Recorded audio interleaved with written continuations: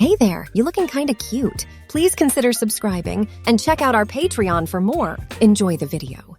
It all started when I told my wife, Chantal, that I had a meeting at the university in Toronto and had to go there. I was looking forward to this regular meeting because I would see old friends and colleagues from other universities. She told him, "You can't fly until you're fully healed. Why don't you take the train?" I'd been in the hospital, and this trip would be my first trip away from home. It would be a big step in my recovery, so we'll take the train, I agreed. By plane, it takes about 75 minutes to get to Toronto, but if you count the time spent in the airports at both ends, it takes almost 3 hours. By train, it takes 3 hours and is much more comfortable because you don't have to mess around in the station. I thought it was a good idea. At this time of year, I had no plans to drive for 5 hours. What should I put on? For the meeting itself, I would need a business suit, but sitting in it on a train would cause it to get wrinkled. So I was wondering what I should wear to travel. A slacks and a tweed jacket. Why don't you wear your suit that is teal green? I stared at my wife with my mouth wide open. My teal green suit is a tweed dress with no sleeves and a matching jacket. I often dress at home, and sometimes my wife and I even go shopping as women. I've even gone to the theater with her a few times, usually in a dress that matches hers. She loves it when we look like we belong together. But for me to go to Toronto alone as a woman was too much. And it was a meeting for business. "You can do it, Debbie." She used my female name to address me. I shook my head and looked down at my toes. "I dare you." It worked. She knew I'd never say no to a dare. Could I really pull it off? At least I could try. My initials, Dr. D.B. Sybil, are all that are on my Visa card, so that shouldn't be a problem. But what do I bring? I took my bag of clothes out of the closet and put a few things on the bed. My 3-piece suit for men that I should wear to the meeting, a little black dress for the evening, feminine underwear, men's dress shoes, black patent pumps with 4-inch heels, a dress shirt, and a tie. That's good enough. The next morning, Thursday, I took a shower and shaved my whole body, not just my face. Even though no one would see it, shaving makes me feel so much more feminine. I put on my mint green satin pants. The morning was cold, so I put on a pair of strong, black nylons. The weather was going to be bad, so I put on a camisole. I sat down at Chantal's makeup chair, began to do my makeup. My beard is thin and blonde, so I only needed a small amount of Clinique foundation to hide it. With just a touch of pale tan Clinique powder to set the foundation, I was ready to start painting on this blank canvas. A darker tan blush to make my cheekbones stand out. I used a dark brown eyeliner to outline my eyes and a darker brown mascara to fill them in. I used earth tones to paint my upper lids, and when I looked in the mirror, I liked what I saw. It was good makeup for a daytime office worker. Chantal looked over my shoulder and gave me a thumbs up as she did so. "What color lipstick do you plan to wear, honey?" I thought about Elizabeth Arden bronze lipstick. "How do you feel?" "No, it's too metal to wear during the day. I think you should stick to Clinique. Their bronze looks better during the day." I used a pencil to outline my lips and then filled them in with Clinique bronze. "That looks good, Debbie. What kind of jewelry do you plan to wear?" I thought maybe just one string of pearls and a pair of pearl earrings. "Dear, don't wear both pearls and earrings during the day. For the evening, just wear the necklace." "What rings are you going to wear?" I thought Chantal kept me in line and taught me how to be more feminine at the same time. Why did she send me on the train like this? If she thought I didn't know how to dress and act like a woman? "I will wear my wedding band and maybe that cluster of diamonds that gave me last year. Debbie, which hand will you wear it on?" "I think my right hand. It's a cocktail ring, honey. But you can wear it during the day if you put it on your left hand next to your wedding band." I understood that it was supposed to look like an engagement ring. While we were talking, I put 3 coats of bronze Clinique polish on my nails to match my lipstick and 1 coat of gloss. I put on my short, golden blonde wig, which was a little darker than my own hair. Chantal brushed it out and backcombed it to make it look upswept. I put on my knee-high black calf boots with thin 3-inch heels. I hope it doesn't snow in Toronto while I'm there. I hoped out loud that these would break. "Debbie, I think you should wear a scarf in this weather." Here's my answer. She gave me a green silk scarf with a horse harness design on it. I knew it was one I had bought her last year at Hermes in Paris. I tied a knot around my neck to hide the pearls, then grabbed my coat. Debbie, you can't wear that one. It doesn't look like a girly thing. It was my olive-colored goose-down parka, which I thought was perfect for this weather. You can wear it both as a woman and as a man. But Chantal didn't seem to think it was girly enough. She reached into her own closet and pulled out a knee-length, quilted goose-down coat with a front zipper. The nylon texture makes it look much more feminine. It wouldn't be enough for me. Chantal is 5'10", which is tall, but I'm still 2 inches taller than her. She sprayed me with some amazing feminine perfume. What will my coworkers think when they see me tomorrow wearing this coat? In her red Miata, Chantal drove me to the station. Bye, sweetheart, she waved. I wish she could come along, but I knew she had to go to work. She was already going to be late. No one at the Museum of Civilization was likely to worry if the person in charge of Indian artifacts showed up a couple of hours late. I was on my own now. I couldn't go back. I put my briefcase in the walker's basket and put the garment bag on top of it. I threw my briefcase into the walker's basket and covered it with the garment bag. This walker was such a pain. I had hoped that I would soon be well enough to walk without it once more. But on this particular occasion, it was helpful. I didn't have to lug around my luggage. Once more, it served its purpose when I waited in line for the train. A worker helped me get out of the car, get through the barrier, and get on the train. It was a comfortable trip, much more comfortable than a crowded sardine plane, even in business class, and I was able to reread all the documents for the meeting the next day. I had a look around. No skirts were in sight. At this time of year in Canada, skirts go away and don't come back until spring. In the winter, only office workers wear skirts, and there were no office workers on the train. In Toronto, a worker helped me get out of the elevator and led me to the taxi stand where I again jumped the queue. I checked into the Meridian Hotel on Bloor Street, which is the trendy part of Toronto, as Dr. D.B. Sybil and the clerk greeted me warmly, as if I were a woman. I was worried that my sulky female contralto voice would give me away, but it worked well.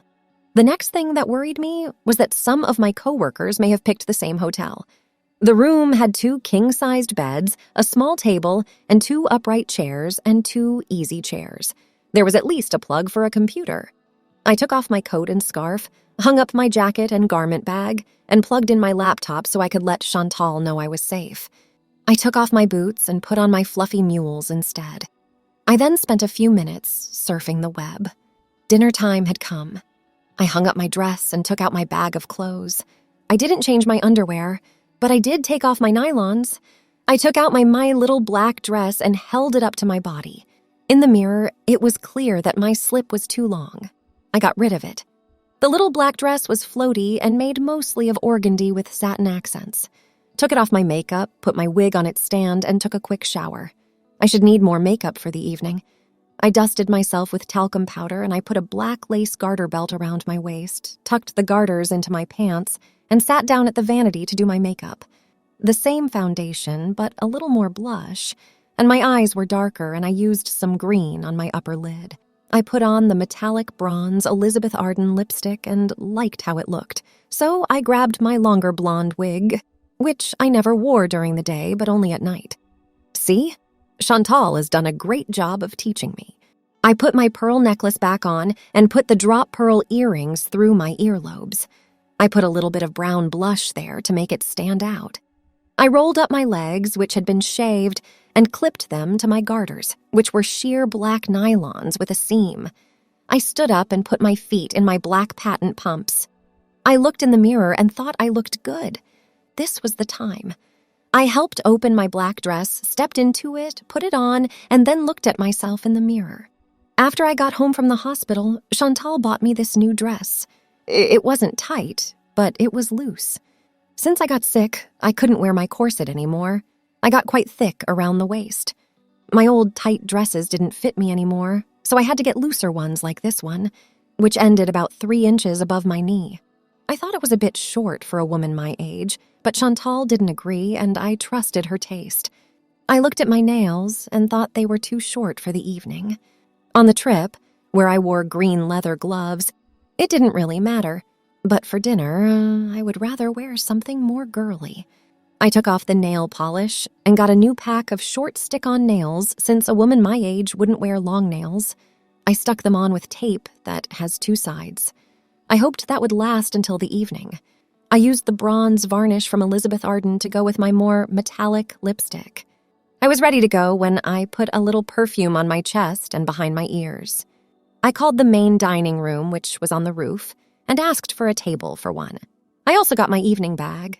When I wore heels, they made me taller, and I was so tall that I was taller than the waiter. When I walked into the restaurant, it was only half full, but the waiter put me at a table near the kitchen door because that's where most single women are put. I didn't like that, so I made a big deal about it. As a result, I got a new table in a better spot, but it was in a place where everyone could see it. I didn't like that because I wasn't trying to draw attention to myself, but I also didn't want to make a big deal again. The meal was better than I thought it would be. It was good hotel food, but not as good as a good restaurant. The first course was lobster bisque, which was too salty and didn't taste like chunks of lobster. The second course was a salmon steak with sorrel sauce. Even though the sauce was good, the fish was too done. I should know better than to order fish anywhere but in a place that specializes in seafood. I drank a bottle of Chardonnay from Hillebrand Estates in Ontario that wasn't very good. I looked around to see if any of my coworkers were here eating. I was relieved that I didn't see anyone. I decided to go to the bar and have a cognac, so I went there. I soon saw that a man was staring at me.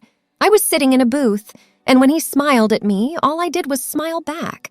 Then, to my horror, he started walking toward me, and I realized it was my colleague William Loomis from Windsor University, who was at least 20 years younger than me and the youngest member of our committee. Had he seen me before? At dinner, I saw you sitting by yourself, and now you're back on your own. I'm William. Can I buy you a drink? I grabbed my snifter, which didn't have much left in it. Your drink is gone. Is it cognac? There was no way to help. I hadn't been hit on by a man in so long that I had forgotten how to handle it. At least it didn't look like he knew who I was. He called the waiter over before I could say no. I said, I'd love another cognac. I knew right away that was a mistake. Now he would sit down close to me and talk. I'm Debbie. I put out my hand so he could shake it. Enchanted, Debbie. My nails gave my hand a very girly look, but my back shows how old I am better than any other part of my body. My husky contralto voice, which I had been working on for a long time, turned out to be a trap. It seemed to really do the trick. I felt like I was coming on to William, at least to my own ears. The waiter came over with our drinks. I had cognac, and William had bourbon. Will you dance? The trio playing the music seemed to have a lot of slow oldies, so people were dancing close to each other. Still, I like to dance and can move around well in heels, even when I dance backwards. Also, I didn't know how to say no to him. He took my hand, and we were the only ones dancing on the small dance floor. It was nice to be able to do this to a man. It made me feel better about being a woman. When the song was over, William led me back to my seat at the table. He was standing there with his hand on the back of my chair, and I thought he was going to help me get up. Instead, he grabbed me and tried to kiss me. I hit him on the cheek. William, why don't you go find someone your age? I spread out my left hand to show you him my rings, including the cluster of diamonds next to my wedding band. I'm not like that woman. Good night. I walked out. William didn't follow me, which was a good thing. I didn't want him to find out my room number at all. Back there, I took off my dress, put my wig and clothes in the closet, took off my makeup, and put on a nightgown. I turned on the late-night TV for a few minutes to calm my mind before going to sleep. The next morning, I got up early, shaved, and looked in the mirror to make sure there was no makeup left on my face. I peeled off the fake nails and used a solvent to clean my own nails to get rid of the few traces that were still there. I took a shower and washed my short hair. Then I put on my camisole, as well as a pair of black nylons, suit, and tie. I looked like the perfect businessman in a three-piece suit with some feminine features underneath. I saw Dr. William Loomis at breakfast. When I thought about last night, I had butterflies for a moment. Hello, William. Are you going to stay here? I didn't see you last night. Yes, did you dine out last night? I ate up in the room. Let's take a taxi to the university together. Thank God I had not taken it in to dinner last night, or he would have been sure to have recognized me. We talked while we ate breakfast, then went back to our rooms to get our briefcases. I was happy to find out that he wasn't on my floor. I put on my chartreuse coat, which was actually Chantal's. Did your wife lend you that? Does it stand out that much? When I took my goose-down parka out of that closet in the basement, it was full of holes from moths. I made that up on the spot. My wife insisted I use hers and swore it wouldn't make me look too girly. It was great to see so many old friends and co-workers at the meeting. Most of us ate at Le Bistro that night, where both the food and the people were great. But dear William wasn't at our get-together. He must have been looking for women, I guess. I saw him again when I was leaving the hotel. In my teal-green suit and daytime makeup, I was back to being a woman. He remembered me from the night before and tried to pick up where he had left off. I had left my coat, which was actually Chantal's coat, with my walker in my room because I planned to put it on right before I left. That would have given them away for sure. Should we take a taxi to the airport together? William, I came by train. It was a very close race. The train ride back was uneventful, and it was fun to see the north shore of Lake Ontario, which was just beginning to freeze and looked beautiful through the trees. One more skirt. This one was worn by a student with gothic makeup and all black velvet clothes. I was glad when Chantal met me at the train station, and I had to tell her everything that had happened.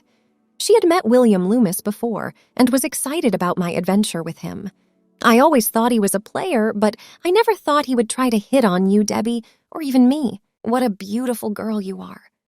Thanks for watching. Be sure to check out Patreon for a lot more content and early access to YouTube videos.